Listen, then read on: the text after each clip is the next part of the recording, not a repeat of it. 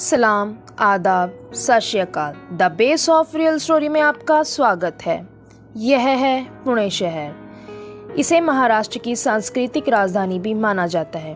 पुणे एक बहुत ही खूबसूरत शहर होने के साथ साथ शिक्षा का केंद्र भी है। यहाँ दुनिया भर से छात्र पढ़ाई के लिए आते हैं।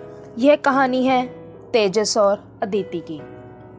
यह दोनों भी अपने सपनों की दुनिया लेकर पुणे में रहने के लिए आए। जिस घर में रहने के लिए आए थे वो नहीं जानते थे यह घर उनकी जिंदगी में कितना अंधेरा भर देगा। घर बिना डिपॉजिट के मिलने की तेजस को बहुत ही ज्यादा खुशी थी। जब से उन्होंने घर में कदम रखा था हर दिन कुछ न कुछ अपशगुन होता था। अदिति को घर में शाम होते ही डर महसूस होता था, लेकिन वो कभी तेजस से कह नहीं पाई। वो खिड़की के पास घंटों घंटों खड़ी रहती थी कि वक्त जो था गुजरता ही नहीं था। एक दिन अचानक से अदिति के कमरे का लॉक लग गया। यह बहुत अजीब बात थी।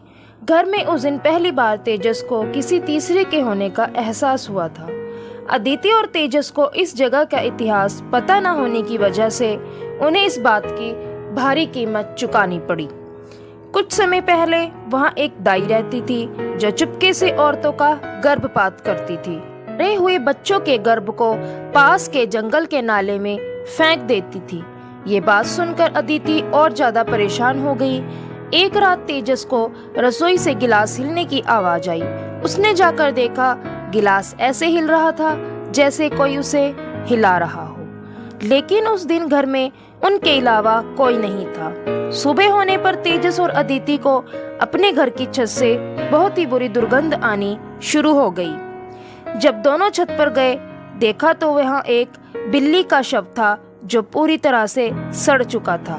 ये सब देखकर तेजस ने परेशान होकर अपने दोस्त प्रसाद को बुलाया। प्रसाद ने पहले तो उनकी बातों पर यकीन नहीं किया, फिर जब अचानक से छत में से किसी के चलने की आवाज आई तो यह सुनकर तेजस और अदिति बुरी तरह डर गए थे। प्रसाद ने तेजी से छत पर जाकर देखा तो एक छोटे से बच्चे के पैरों के निशान नजर आए। ठीक उसी पल नीचे से अदिति के चिल्लाने की आवाज आई। जब प्रसाद और तेजस नीचे आए उन्होंने देखा अदिति का हाथ पूरी तरह जख्मी हो चुका था और वह बेहोश हो गई थी। होश आने पर जब उससे पूछा गया उसने एक ही बात कही, हमारे अलावा भी इस घर में कोई तीसरा रहता है। लेकिन तीसरा है कौन यह कोई नहीं जानता था। जैसे तैसे करके डर के साए में उन्होंने आधी रात गुजारी। तभी अचानक प्रसाद चिल्लाया। उसकी पूरी बाजू मानो किसी ने चाकू से काट दी हो। अदिति का रो रो कर बुरा हाल हो चुका था।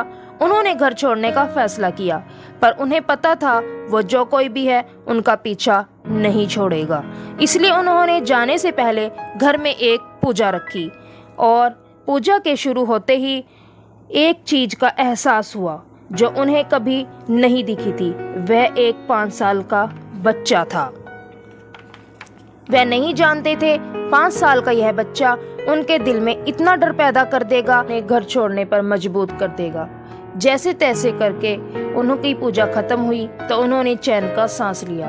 यह सफर उनकी जिंदगी का सबसे खौफनाक सफर था। इससे भी ज्यादा more interesting and real story सुनने के लिए हमारी वीडियो को लाइक करें, चैनल को सब्सक्राइब करें और जाते जाते बेल आइकन प्रेस करें। मिलते हैं नेक्स्ट वीडियो में। Till then bye bye.